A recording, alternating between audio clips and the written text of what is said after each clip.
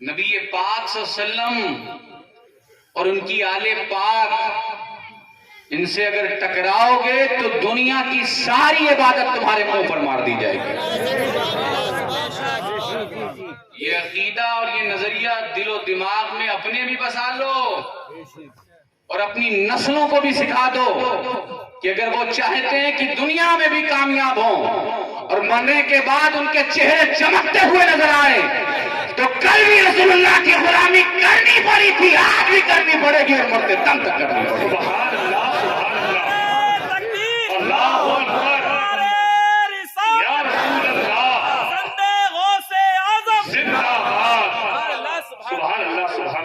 بغیر حب علی مدعا نہیں ملتا، عبادتوں کا ہرگز صلہ نہیں ملتا۔ اور خدا کے بندوں سنو غور سے خدا کی قسم، خدا کے بندوں سنو غور سے خدا کی قسم، جسے علی نہیں ملتے اسے خدا نہیں ملتا، جسے علی نہیں ملتے اسے خدا نہیں ملتا۔ اور توجہ ہے آپ کی، شاعر کہتا ہے کہ محراب میں علی ہے تو ممبر پہ ہیں علی، اور کعبہ گواہ دوش پیمبر پہ ہیں علی، اور ہجرت کی شب رسول کے بستر پہ ہیں علی، ہجرت کی شب رسول کے بستر پہ ہیں علی، اور جنت علی کی ملک ہے کوثر پہ ہیں علی۔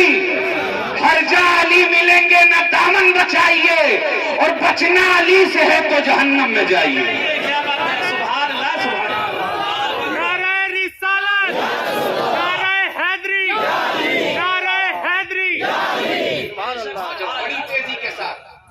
جس مناسبت سے اس محفل پاک کا انعقاد کیا گیا ہے، کچھ دیر اس پر گفتگو ہوگی اور پھر ہماری تقریب کا جو مرکز اور محور ہے وہ نبی پاک صلی اللہ علیہ وسلم ان کے گھر والے، اس لیے دنیا جب تک اہل بیت کے دامن سے وابستہ رہے گی دنیا کا کوئی طوفان ان کا کچھ نہیں بگاڑ سکتا۔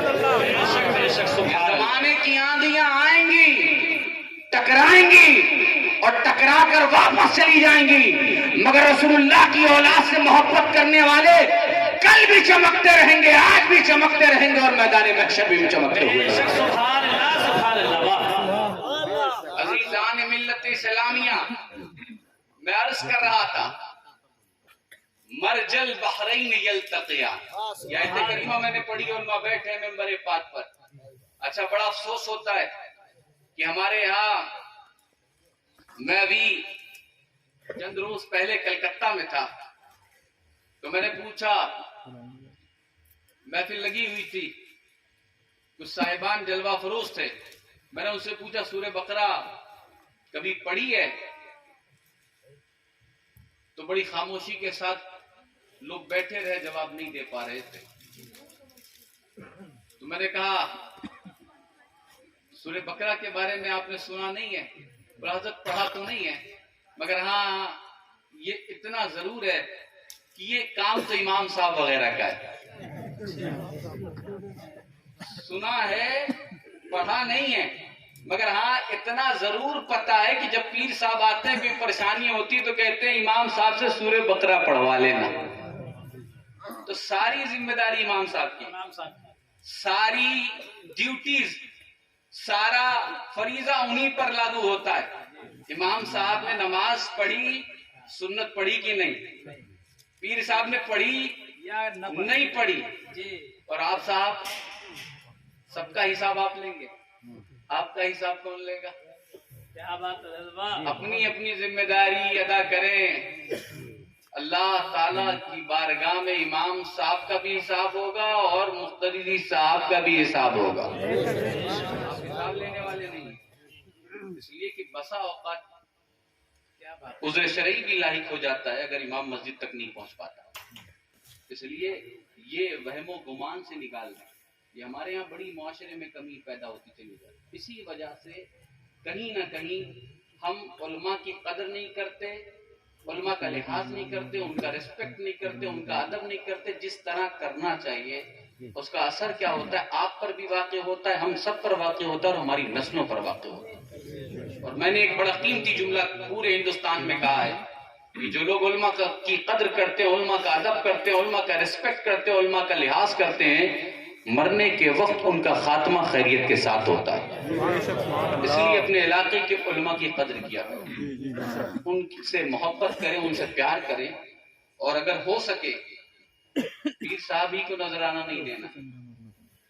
اور الحمدللہ فقیر پورے ہندوستان میں، اور ہندوستان نہیں بیرون ممالک میں بھی میں جاتا ہوں، اس لیے کہ ہم نے اسلام اور ہم جس خاندان سے وابستہ ہیں نا، ہم اس لیے دنیا میں نہیں آئے، ہم اس لیے آپ کے درمیان نہیں آئے کہ ہم صرف مالداروں کے پاس جائیں، صرف ہم آپ سے نذرانے لیں۔ اللہ جانتا ہے والد بزرگار کی بھی یہی تربیت ہے، اور فقیر کا بھی یہی شیوا ہے کہ ہمیں خوشی ہوتی ہے جب ہم اپنے غریب لوگوں کے پاس جاتے ہیں،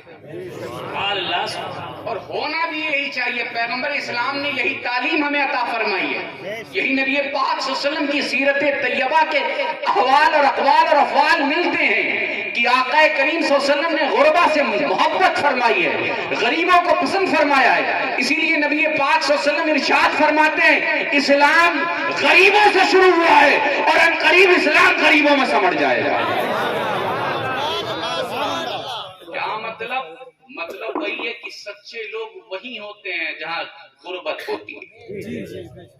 یہ کوئی غلط بات نہیں کہ آپ بڑے لوگوں سے محبت کریں، مگر اپنے پاس رہنے والے، اپنے چاہنے ماننے والے غریبوں کا دل دیکھیں۔ غریب چاہنے والا، ماننے والا مال اگر نہیں دے سکتا، مگر اپنے پیر کے سامنے، اپنے شیخ کامل کے سامنے، اپنے مرشد کامل کے سامنے مال تو نہیں مگر پیر کی محبت میں اپنا دل لا کر پیش کر دیتا ہے۔